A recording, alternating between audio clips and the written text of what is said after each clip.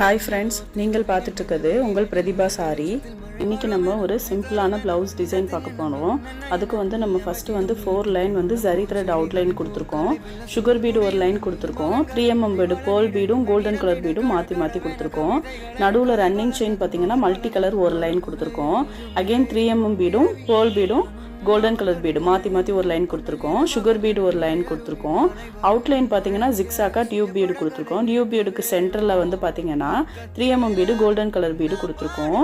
வெளியில் drop பீடும் sugar பீடும் ஒரு line கொடுத்துருக்கோம். அதுக்கு மேட்ச் ஆகிற மாதிரி புட்டா கொடுத்துருக்கோம். புட்டா பார்க்கும்போது பார்த்தீங்கன்னா 3mm bead golden colour bead sugar bead drop bead எல்லாம் கலந்து கொடுத்துருக்கோம்.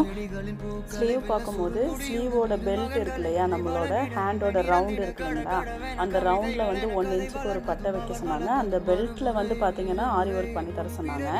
மேலே பஃப்பும் கீழே பெல்ட்டில் 1 இன்ச்சுக்கு ஆரி ஒர்க்கும் பண்ணியிருக்கோம்.